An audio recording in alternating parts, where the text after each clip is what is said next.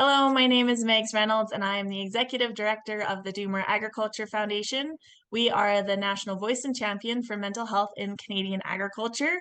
And today, as part of our Talk It Out series, we are dealing with emotional shock or just basically life and the challenges that can come up in our day to day, especially when we are farming. Joining me today is Amy, and I'm going to throw it over to Amy to introduce herself further. Thanks, Megs. Thanks for having me today. My name is Amy VanderHeide. I am a farmer in the Annapolis Valley, Nova Scotia. My family and I grow broiler chickens, and we also do some cropping as well. I'm currently the chair of Chicken Farmers of Nova Scotia, and I'm also very proud to sit on the Do More Ag board as well. Yes, and we're very thankful to have you and have all of your engagement. So thank you for joining us. So we keep saying emotional shock, and part of why we wanted to use that term for this month's topic was just I think we get, especially in agriculture, so focused on just getting through when things happen, and we go into fight mode, especially if there's disease or weather, adverse weather events, or something that happens where we really just need to kind of put our head down and get through it. So we wanted to use emotional shock to kind of highlight that there are things that go on in life, like maybe the loss of a loved one or a career change or disease and like avian influenza, where that is something big that's happened, whether we feel like it or not at the time. And it's important to understand that we need to, at some point, kind of hit pause or create space to be able to process what has gone on. So sounds a little, might be like we're over dramatizing. We're not trying to do that. We're just trying to make it seem important, because this is important, that life has challenges and our mental wellness and how we get through those is important. So I guess we're here to talk more of that supporter role. So if you can talk about a time where you've had someone in your life where you can tell they're going through something, that like life event, emotional shock, and how you kind of went about trying to be that support person for them. Yeah, I think I'm a mom, I'm a wife, I'm a farmer, and a farm family. So there's always a lot on my plate, but always a lot on our whole family's plate. So when things get thrown into the mix, it can definitely affect how even just you're acting every day, how maybe you're more have become more withdrawn or just not really yourself. And as farmers, I think we're kind of labeled as being resilient, and when these life challenges happen and you don't feel that resilience, that's kind of adds another layer onto the why am I feeling this way, and maybe makes you even lower. So um I know, we've all had people in our lives who have hit kind of these emotional points where it's not it's not something that they've been dealing with on an ongoing basis, or like you said, we've had avian influenza in the poultry world over the last year, and this challenge comes up and you hope it doesn't hit you, and then maybe it's close enough to you that you're really stressing about what you're doing on your farm to protect yourself from AI, but also just from other unforeseen circumstances that pile up. You can kind of get into a rabbit hole of what's going to happen next. And I think that a lot of people, and people that I've supported as well, get that negative mindset where they're overwhelmed with whatever the situation is, and it just gets deeper and deeper and deeper, and you just can't let it go. Yeah, we can get really good at just staying in our own heads. And your Hmm. comment on resilience and that pressure to be resilient, I think that really becomes that barrier where, especially if we're not feeling resilient or we're having a hard time with what's going on, and it could be something that maybe 4 years ago wouldn't have been that big of a deal, but because of everything else going on at that time on our plate, suddenly it is a big deal, that we don't, because we have to be resilient, or we feel we have to be resilient, we don't feel like we can allow ourselves that time needed to deal with it, to process it, or to reach out to someone else and have a conversation about it. So we just try to like push it down and hope that it just kind of goes away on its own. Hmm. Yeah, it's like being resilient has become a stressor itself. And Yeah, I mean, we've seen it here on our farm with my own family that um when things are challenging, we work with family. So that's not always easy. Um and it can change from one day to the next. So I can tell when my kids or my husband or my in-laws or even my parents aren't on our farm, but I can tell you just get in tune with the people they are, and when something isn't quite right, and knowing that, okay, is looking bigger picture, what happened yesterday, what happened last night, what happened today, that they're kind of funneling into this mindset that something is wrong. And I think as a support person, and maybe someone who's a little more in tune to being the support person, that radar kind of goes up pretty quickly when someone you love is obviously you know being challenged in some way. Hmm. And then there's, I would say, especially with family on top of that, then there's the challenge of how do I now support this person? Because, it's easy for me to stand up at a workshop and say, when you see those signs that something is going on, especially when you know someone because they're family and a loved one, so you're very sensitive to that, to say, hey, I've noticed this and this and this. Are you okay? Can we talk about it? What can I do to help you right now? But sometimes maybe because you know that person so well, or just the timing, that's maybe not the best thing for them. Mhm. How do you kind of read that situation or go about trying to have that conversation or support, but also be sensitive to that individual's needs? I would say for me, my people who I am regularly a supporter to are not big talkers, Yeah.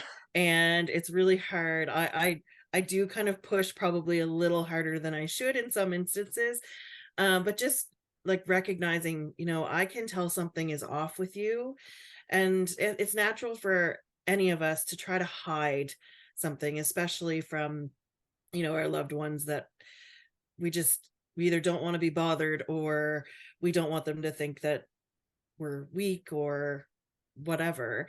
But I'm always saying, okay, I know something seems off. Can you tell me what it is? Um, if that doesn't work, then I try to keep it positive, but just every now and then remind them that, okay, if you're ready, I'm here. When you're ready, I'm here. And then, if it's my husband or whatever, I'll do something for him, whether it's, you know, make him something, or just let him know that I'm here and I can help in other ways. Do you need me to go, out to the barn to do chores tonight? Do you need me to do this? Would you prefer if I did this? Something to help remove one stressor or something off of his plate. And it still doesn't always work, but I think that just keeping on the radar by saying, I'm here if you want to talk, is really important, because that door is always open whether or not they decide they want to use it for the conversation or not. I've left the door open. I'm a safe space. You can come talk to me. Hmm. Yeah, that's so important to just how you communicated that, and that door is open, and that you don't necessarily need to be overly pushy about it if you know the person, and obviously if you're worried about the person possibly being in a position of self-harm or harming someone else, that's different. But and then through consistency, letting, like, they know, because you're there, and you will be there if they're not ready right now, but maybe they're ready later to have that conversation. Yeah, I think that consistency is really important. I know for any of us, if someone stops talking to us, it's kind of like, you come to a point where you're like, why are they not talking to me anymore? But really, if there's something emotional going on, I'm a talker. I'm a big believer that talking it out is really important, but not everybody feels that way about their emotions. So, even I'm very opposite of my husband in that way. So when I'm upset, he knows about it because I am going off and telling him about it. When he's upset, he's quieter. So it's kind of finding that balance, and it's different for every person, as you've said, but knowing that um I have left that invitation to talk to me, or, just crack a joke or something to make the mood a little lighter is sometimes all it takes. Mhm.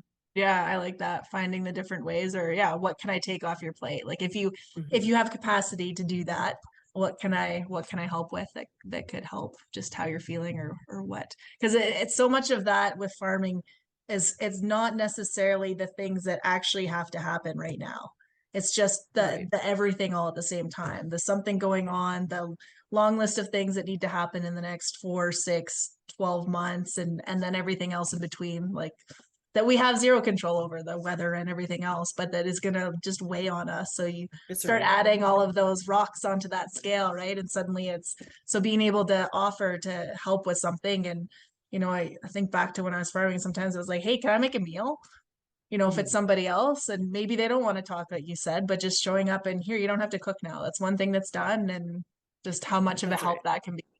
Yeah, it's off your plate.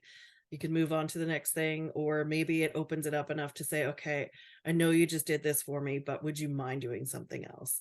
Mm. It's a two-way street, and sometimes it's not always reciprocated right away, but it keeps the conversation going. Mm.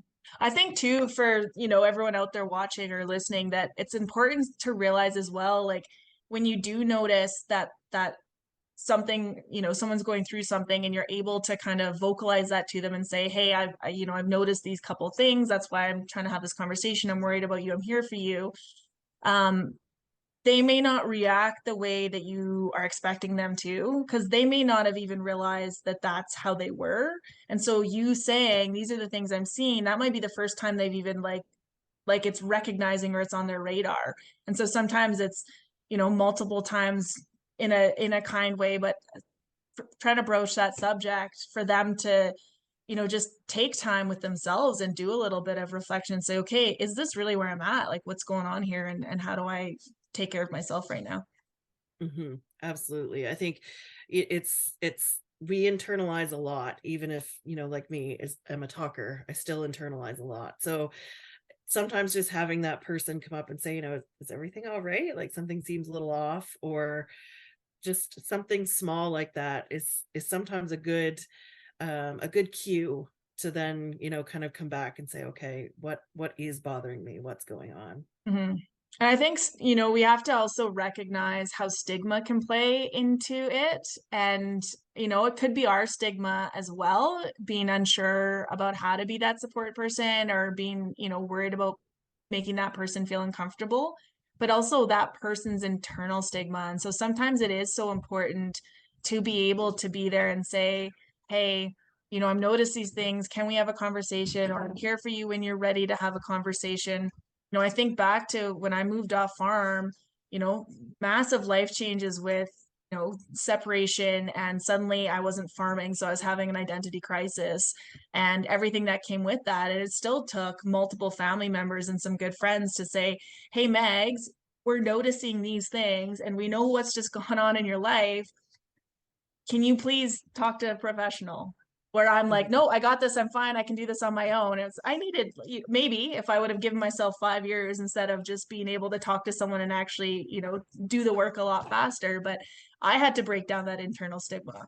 And so Mhm. even, we may think that someone doesn't have it because of how they communicate and how they support others, but being sensitive to the fact that that stigma can be there and, we might need to help them break down that barrier to get help. That's right. And sometimes it's, the internal stigma that's your biggest barrier. And even for me, who is, loves, I wouldn't say loves to support people, but am happy to support people. I may not be as willing to then go and ask for support myself. So sometimes it's, maybe you're a better listener than you are a talker type thing. Hmm. Yeah, no, that's so true. What would be, for anyone listening, what's your advice or some things that you do when you are in more of that support role? And as you said, you're, a wife and a mom, so automatically you're just with that, right? You're in a support role. But to take care of you and to support yourself when, I mean, you're actively farming, you're involved in all this stuff. So if we flip back to AI, how do you take care of yourself when all of that's going on and you are supporting those other individuals and loved ones? Yeah, and self-care is really important, and we talk about self-care a lot when we talk about mental health, and what that looks like for everybody is a little different. I love to read, and to me, that is kind of my escape from the everyday challenges and from the real world, I guess. But also it's just, going for a walk, being outside, being with my dog, playing with the kids or walk with my husband, or it's kind of a reset. And it doesn't have to be self-care doesn't have to be for me anything truly extravagant. It's just that 5-minute breather at the end of the day where I have my nose in a book, or an opportunity presents, or I just say, okay, I just have to walk away for a few minutes. And I think that is fine. We all have that.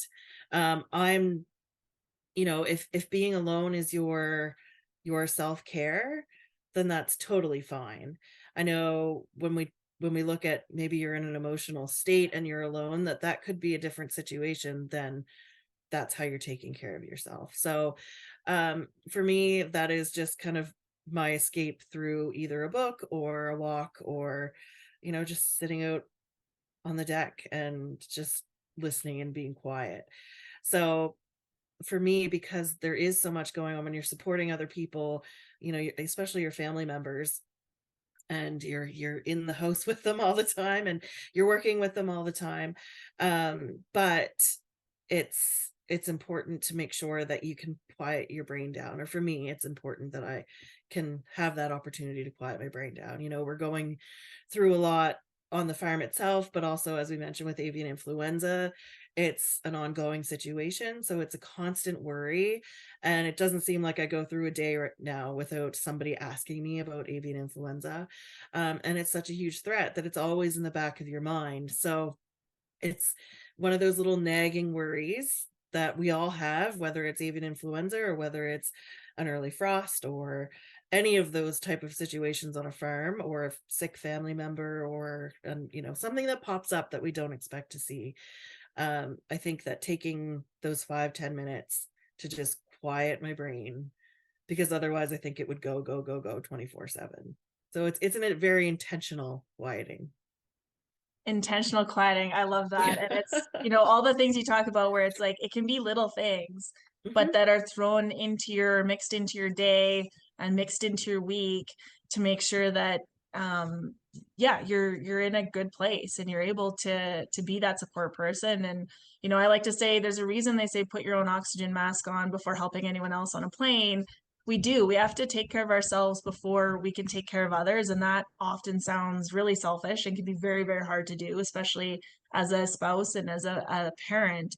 But that day-to-day self-maintenance or self-care is so crucial. And if we think of our cell phones, if Mhm. if we only plug that in once a week, it's probably not going to do all that great the whole week. But if we can find 5 minutes for a charge here, 5 minutes for a charge there, we're doing pretty good, and it's probably going to be in a good place. And I think sometimes it can feel overwhelming, that whole self-care or self-maintenance, where it's like, well, I can't take 2 hours to go do this. But well, can you, like you said, read for 5 minutes or go for a walk, or maybe you get up before anyone in your house gets up, so you get 5 minutes of alone time and quiet before everything gets going for the day. But finding those ways to take care of yourself. Yeah, and I think, my own mental health journey has taught me a lot about what I need to do for myself, along with what I can do for others. But what I need to do for myself makes me able to do what I can do for others. So when I was first struggling with seasonal affective disorder, and it just kind of came to a point where I'm like, I am not a good mom right now. I'm not a good wife right now. I'm not sleeping. I'm no good for anybody. What do I do? And then you take care of yourself, and then you're able to take care of the rest of it. So Mm. it's so important that that oxygen masks example. It seems really selfish, but we do all need to do that, and it makes us better support people, but it makes us more open to support as well, I think. Mhm. Yeah, I agree. And through that process, we get to know ourselves better. and we get to Yes. know, what we need more. And then we also tune into what some of those signs are in our day to day that, okay, I need to recharge a little bit. Like I shouldn't have Yeah. reacted that way, or I overreacted, or I'm really having trouble focusing. Oh, I only slept 3 hours last night, right? And Yeah. so being able to be in tune with that. Yeah. And to recognize and say, okay, I need to step back, or I need to, as I'm sure that a lot of us that are, farming and have responsibilities off farm as well as kids and all that other stuff is we say yes to way too much stuff. So we get a lot on our plates ourselves. So to make everything work, just taking that few minutes of self-care for ourselves, whatever it looks like for you, is just it's so important. Hmm. Yeah. And for anyone out there watching, we've talked and touched on, starting conversations and having conversations when you can tell someone's not doing that well. And I know that that can seem daunting, especially if, we haven't really been in a situation where we've opened up about, what we're going through or our challenges, or we've been in that support role before. So I just want to let you know that, support lines or crisis lines can be a really valuable tool to help somebody that you can tell is going through something where you don't feel comfortable being the one to have that conversation with them. We're all, like Amy said, on our different parts of our journeys with mental wellness, and but we can still help those that we see in our world connect with support if we are picking up on signs that they need some help getting through their day to day. Hmm. Yeah, for sure. It's you know, picking up on those cues and seeing if how, how deeply someone is affected by whatever, emotional shock they are carrying right now, and knowing where to turn for that. And sometimes as a support person, it kind of gets to a point where you're like, okay, whoa, I'm over my head in this, or I feel like I'm not the appropriate person because maybe they don't want to open up to me, or maybe I feel that it is deeper and a professional needs to be involved. And using those stress lines, or calling, making an appointment with a professional, can help at the support person as well, to just say, okay, I'm dealing with this person in my life who's going through something, it's affecting me, and they can help coach you through it. But also, if you are, scared for someone that they may be thinking about self-harm or something like that, those numbers are so important to getting help the moment you need it. Mm-hmm. Yeah. And if you are super worried about that person, the quickest way would be 911 to send someone Yes. to check on them. Um, and I think, especially when we look at farming, we look at families, we're still, I want to say 96 to 98% around family farms Hmm. or farms being family owned and operated, that if something is going on in, that if there has been a big emotional shock or challenge to the whole family, even if it feels like one person is maybe struggling with it more than others, my experience is everyone can benefit from talking to someone and having Yeah. conversation, if that's something that everyone's comfortable doing. But your point on, like, if that person's not ready to have that conversation, you being the one to, maybe you book the appointment and have it, can be so beneficial as well. Yeah. And sometimes, there are people that we all know, myself included, that just refuse to talk to somebody. And I can see the benefit of it. And it almost gets frustrating for me, because I'm like, it would do you so good to just go talk to someone. That's not me. I don't need to know what the problem is. I just need to know that you're talking to someone. Mhm. But not everybody is comfortable doing that. So it can get to a point where, you we have to do something, and maybe that is a 911 call. It Mhm. completely, it does depend on the situation. But it's difficult when it is difficult when people don't want to talk. But opening the door, letting them know you're there, and whether it's an action that you can complete, like making a meal or offering to do chores or whatever it is, sometimes that is just enough to either let them know that you're thinking of them and are there for them. It may not spark a deep conversation, but it may be enough for them to at least say, okay, I am struggling. I am having a problem with this, or this is really worrying me. Can you just take this off my plate? Mhm. Yeah. And sometimes too, like that, when you're able to be vulnerable, that can create that safe place. So maybe it's not your spouse, maybe it's a friend that is going through something, and you can say, Mm-hmm. call them up and maybe you share something with them, and then just say like, how are you? If we again go back to avian influenza because of how prevalent it was last year, and just personally, that's one of the big challenges in your industry, but that could be a way of sharing of like, hey, I'm, really stressed and overwhelmed with the fact that there's two zones close to me, and, we still have migratory birds for the next whatever. Like, how are you doing? Right. So it's a way of saying, like, really, you want to check in on that person and start that conversation. But it's like, this is how I'm feeling. How are you Yeah. feeling? It might get Yeah. them talking. Yeah. And I think sometimes too, it's just spending time with someone, whether it's, a pre-planned thing or whether it just happens because maybe you're friends and your kids are in, you know, some organization together and you spend time together, or it could still be with your spouse and you're taken off the farm because you need to go do something with sports or whatever, but you're able to be away. And sometimes that's the safe zone, is being removed from the source of that emotional shock.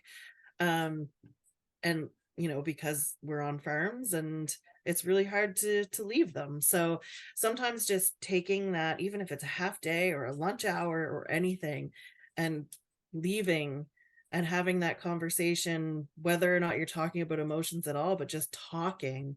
Sometimes later it comes out that, okay, I was really feeling bad, but that made me feel better, just being able to talk, and not necessarily about anything, but just let your brain, change direction for an hour or so. And sometimes that's all it takes. Yes, that is totally. You're taking words out of some of the workshops we run. Well, I've kind of gone through the questions I've had. Is there anything that we didn't touch on that, as that kind of support role that you want to add or share? I don't think so. I think that we've covered a lot. And um I think something that's really important for all of us is that whether we know it or not, we are probably someone's support person. And it could be a close friend, it could be your spouse, it could be your child, it could be anybody, but we're all connected and we're in agriculture together, and we all have very similar challenges. And we may not even necessarily know somebody super personally, but we share so much on social media, and we're out, and our faces are on YouTube and all this other stuff. And just by putting ourselves out there and doing stuff like this, I know I always get messages afterwards that say, that was, I'm feeling the same, I'm glad that you were able to talk about it because I'm not. But also when it comes to closer people to you, you may not know you're their support person until maybe they ask, or it just comes up that somebody reaches out and says, I'm having a hard time, can we talk?